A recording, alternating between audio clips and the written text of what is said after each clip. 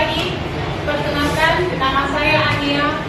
Saya guru pendidikan agama Kristen di SMP Negeri 1 Nangarpino, Kabupaten Melawi, Kalimantan Barat.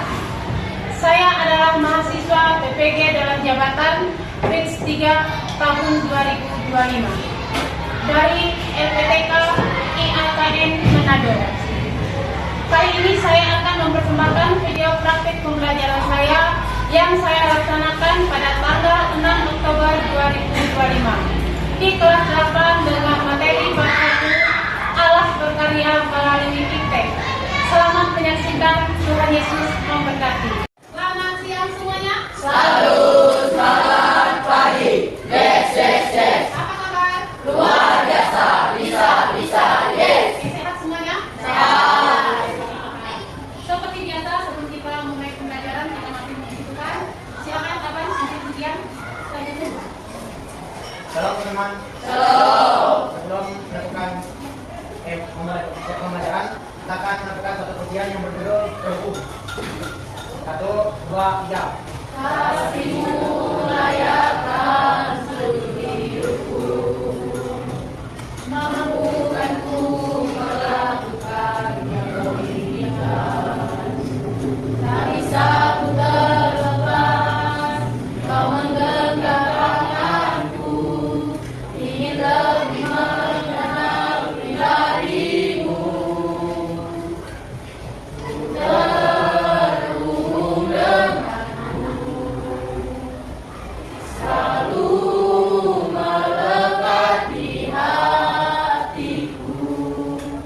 Firman-Mu itulah dasar hidupku yang berdaulat atasmu. Apa nasi gorengnya, Pak? Adalah kita berdoa. Tuhan,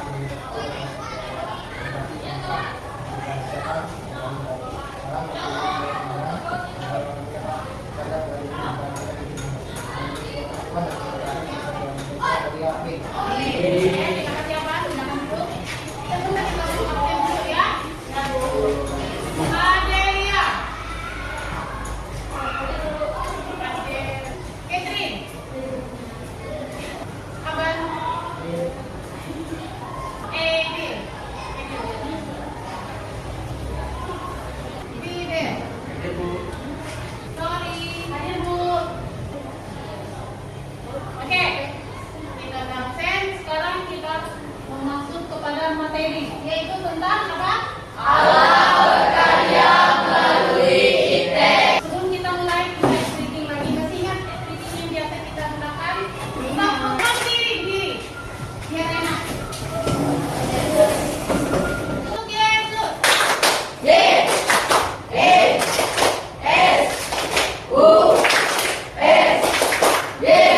yes. Oke, tepuk tangan dulu. Silakan dulu. Coba kita baca sama-sama. 1, 2, 3. Sudah mendunia. Nah, kira-kira kalau kita bicara tentang teknologi kalian asing nggak? Asing? Sudah enggak? Sekarang aja anak baru lahir mungkin beberapa minggu sudah bisa dengar suara handphone atau teknologi ya. Berarti hal ini sudah tidak baru bagi semua orang. Tetapi ini merupakan sesuatu yang sudah terbiasa. Oke. Amin. 1, 2, 3. Berdasarkan gambaran di bawah ini, apa yang terlintas dalam pikiran kalian? Kalian lihat ini kan? Apa yang ada dalam pikiran kalian? Sosial media. Sosmed, internet, WA, apa lagi? Ya, itu semua ada dalam pikiran kalian ketika melihat benda ini muncul di hadapan kita.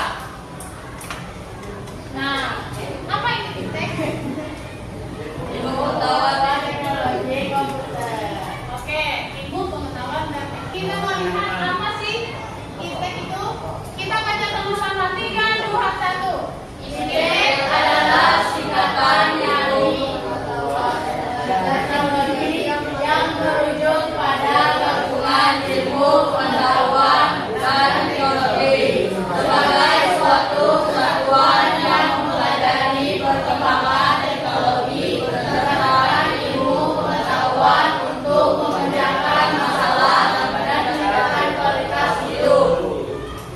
Oke, kalian yakin nggak teknologi ini memecahkan masalah? Tidak. Kenapa? Alasannya apa? Kadang kalau di usia remaja ini anak-anak masih sering kecanduan bermain HP hingga lupa dengan tugas di rumah, lupa dengan waktu makan, waktu mandi, bahkan waktu tidur. Ya, seperti sudah kecanduan ya. Jadi lupa waktu, lupa diri dan sebagainya. Makanya nanti di depan materi kita ada tentang iptek dalam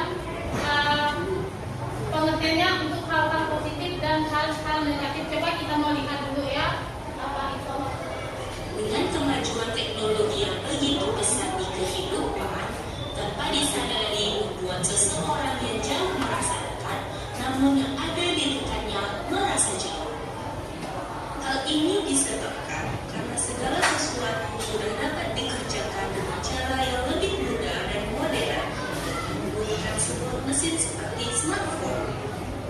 Dahulu, anak-anak mainnya seperti makan rumput, di mana mereka akan berkumpul untuk bermain bersama-sama.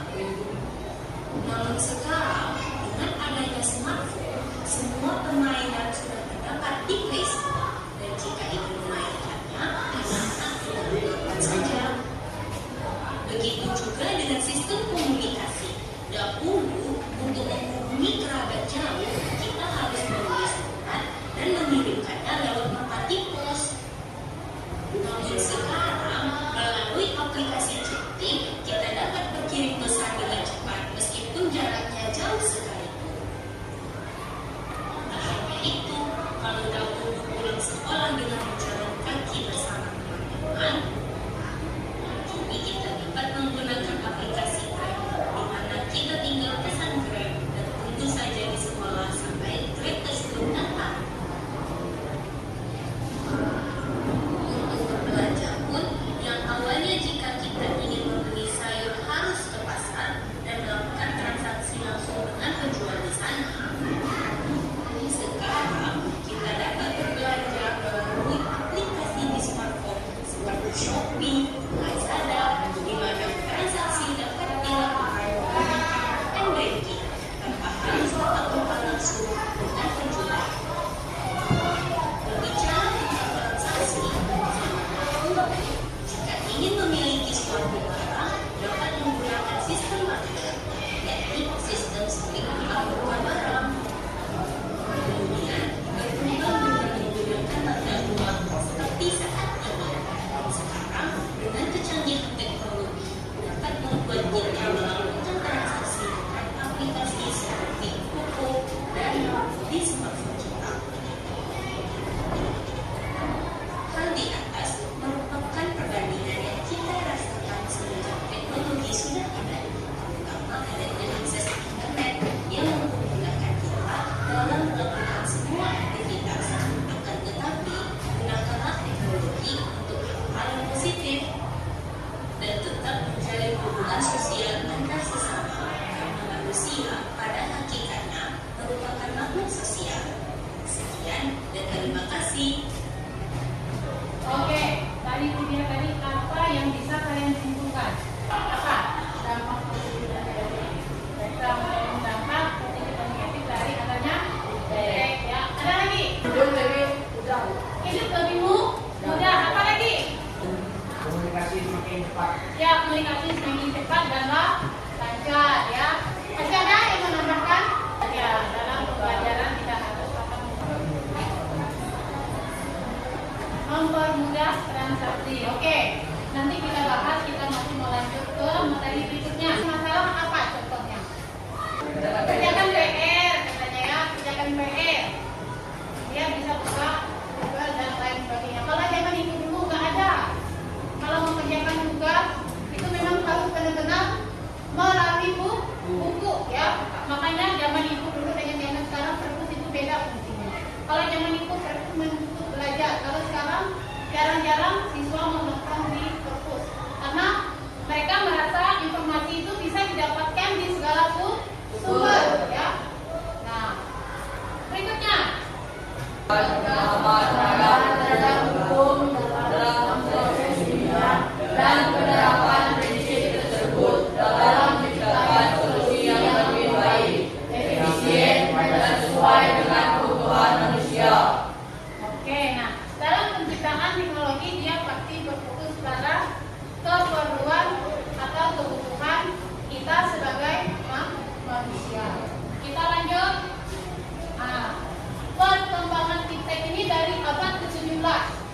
Nah, kalau dulu kalau udah ketemu dengan barang kayak gini kita merasa wow. Kita maju. 3, 2, 1. Perkembangan iptek dari masa ke masa. Nah, dari masa ke masa ya. Ini zaman ibu dulu udah ada ini apa ya? Kalian tahu nggak? Kotak pos ya. Zaman dulu ini zaman ibu SMA masih ya. Orang kalau kirim surat itu pakai kotak pos, pos yang bawa. Jadi kalau mau kasih kabar ke Pino, ibu pergi ke swasta ya, warung telepon.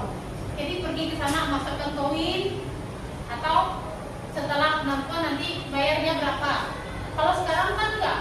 Mau kamu di Amerika, mau kamu di Kalimantan, mau di mana, semuanya gampang. Yang penting ada jaringan. Kalau dulu mana bisa anak nonton masih TV yang biasa.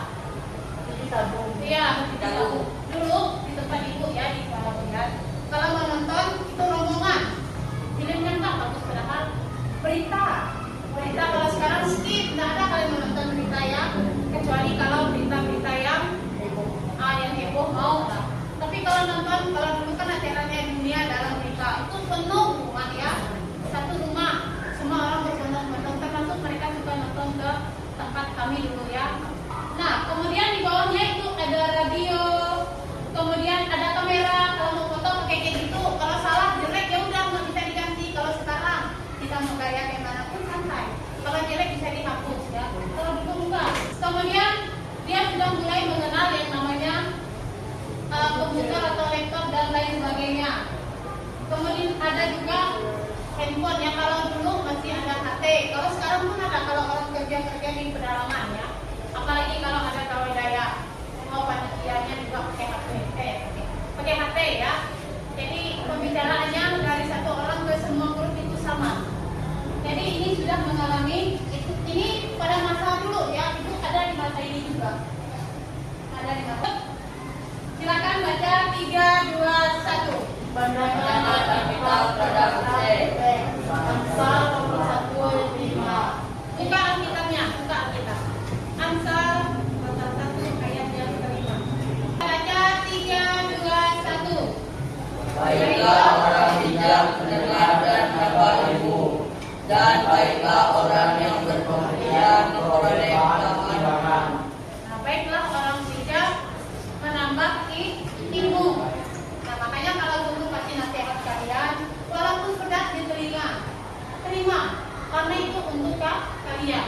Karena itu tujuan guru itu untuk membentuk karakter kalian. Kalau hanya mengajar ABCD atau baca tulis itu mah gampang ya. Tapi membentuk karakter kalian itu yang susah. Jangankan kalian banyak, kalian di rumah aja misalnya dua saudara karakternya beda. Itu lihat kalau abang punya adik agak aktif misalnya, karakternya beda. Apalagi kalian banyak, jadi kalau guru memberikan nasihat walaupun pedas, terima karena tujuannya untuk kalian. Lanjut. Pandangan pelajar Kristen terhadap iptek 1. Bersyukur kalian terhadap adanya iptek 2. Tapi justru sebaiknya kita yang menguasai teknologi. Ya, kita tidak dikuasai oleh iptek. Kemudian yang ketiga, Iptek dimanfaatkan sesuai dengan pemahaman nilai moral dalam masyarakat. nah, kita perhatikan di sini mereka menggunakan iptek untuk hal-hal yang baik. Ada yang mau ditanyakan? Paham apa? Paham. Oke, yuk kita briefing. Berdiri biar nggak capek duduk. Mulai. 1, 2, 3. Tepuk jempol. Jempol kanan, jempol kiri, 2 jempol. Hebat! Oke, silakan duduk.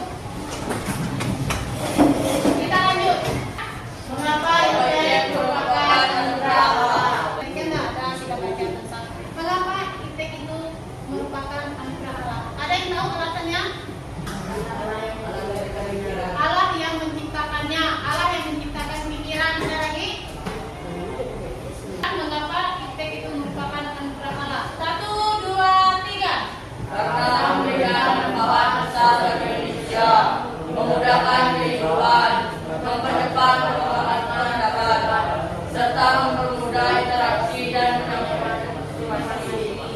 Cepat perjalanan kita juga ya. Nah, kemudian mempermudah kehidupan. Tadi ada contoh orang belanja ya. Kalau dulu kan kalau belanja yang harus ke pasar sayur, sekarang bisa kita lewat GoFood. Ya, bisa. Kita mau kita beli online juga bisa. Pakai Grab. Pokok tergantung dari kita. Menyampaikan informasi. Nah, informasi disampaikan melalui kemajuan teknologi, makanya ada bersifat positif dan negatif kalau salah penggunaannya. 3, 2, 1. Allah memberikan atau memberi dasar dan bagaimana mereka untuk meningkatkan dan inovasi yang digunakan untuk kebaikan dan kesejahteraan umat manusia, bahkan untuk memuliakannya. Oke, Allah memberikan akal budi, makanya manusia itu dikatakan ciptaan Tuhan yang paling sempurna. Sekalipun pohon-pohon atau binatang itu ciptaan Tuhan, tetapi kita dikatakan paling sempurna. Kenapa? Karena kita punya apa tadi? Akal budi. Bedanya kita dengan ciptaan Tuhan yang lainnya di akal budi, makanya jangan berperilaku seperti maaf ngomong ya ciptaan Tuhan yang lain ya. Oke, yang berikutnya 3, 2, 1. Menggunakan teknologi untuk hal-hal positif sebagai bentuk upaya untuk pengembangan diri di tengah perkembangan teknologi. Nah, jadi gunakan teknologi itu untuk hal-hal yang positif. Kalian semuanya udah dikasih handphone sama orang tua, tapi masih ada yang menggunakan dengan hal-hal yang salah. Nonton yang porno, video porno, habis itu disebar. Kalau udah disebarkan, menyalahkan orang lain, padahal sumbernya dia sendiri. Itu diberikan kepada kita untuk mempermudah komunikasi, memperbanyak ilmu kita tentang hal-hal yang baik.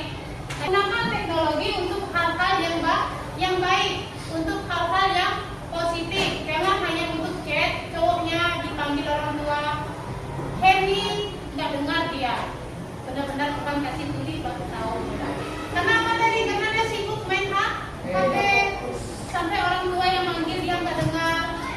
Lupa waktu ibadah, lupa waktu makan. Suara orang tua dari tambah kumbang ya. Kalau kumbang yang tinggal dididikan. Nah, sudah nggak peduli. Karena tadi sudah kecanduan teknologi itu. Berikut pandangan Alkitab tentang iptek dalam Efesus 5 ayat 8. Baca 3, 2, 1. Rasul Paulus sebagai nasihat agar orang Kristen di Efesus sebagai orang terang dan tidak mengikuti orang bodoh.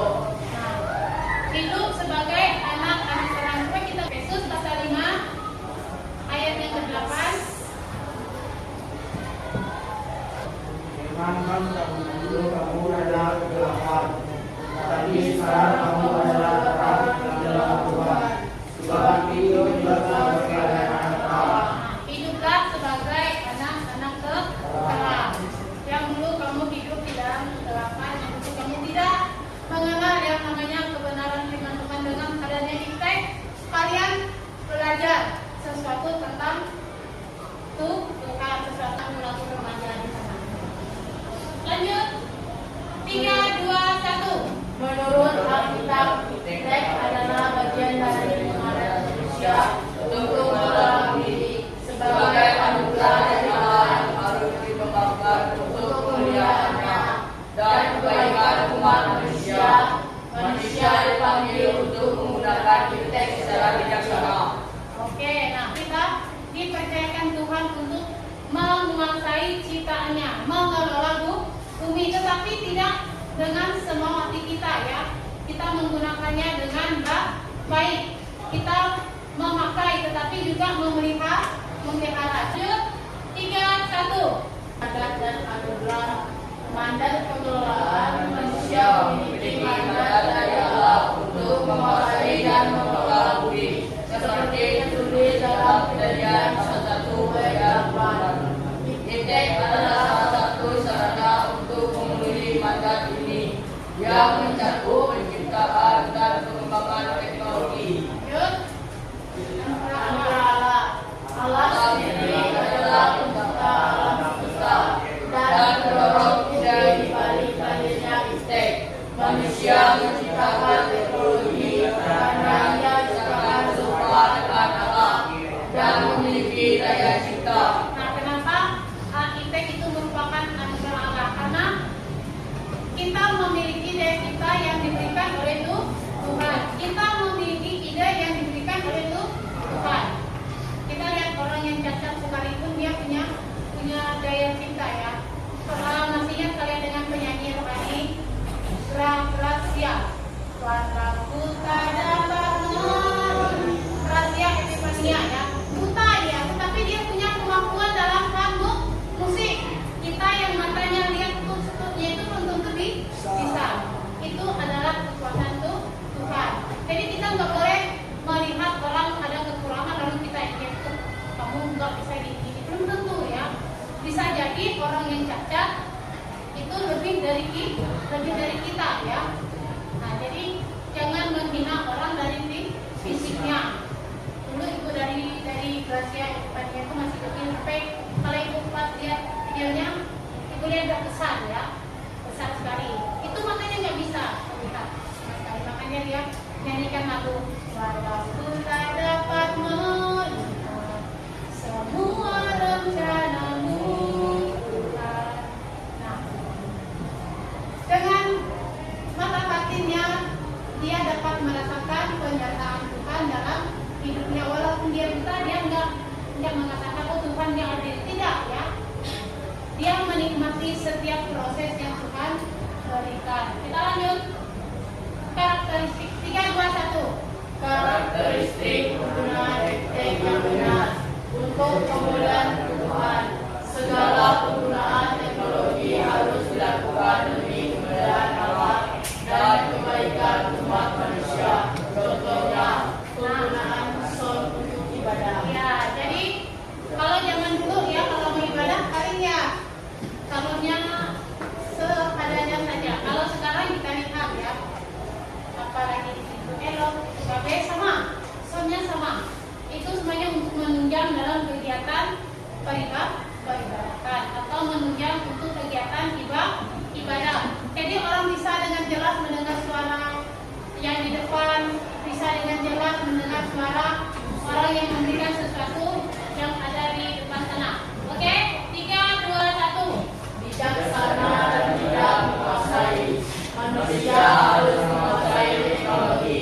Bukan sebaliknya, teknologi tidak boleh mengendalikan hidup kita. Contoh, bijak dalam media sosial. Nah, jangan dikit-dikit ambil foto orang ya, kemudian dia ini jadi apa kirim. Nah, kita berpikir kalau kamu tidak mau dibuat seperti itu, jangan melakukan kepada orang lain. Kalau hanya untuk sebatas teman boleh, tapi kalau sudah disebarluaskan anak-anak itu nggak boleh karena melanggar privasi seseorang ya. Seorang pelajar Kristen yang tidak akan mempermalukan orang lain.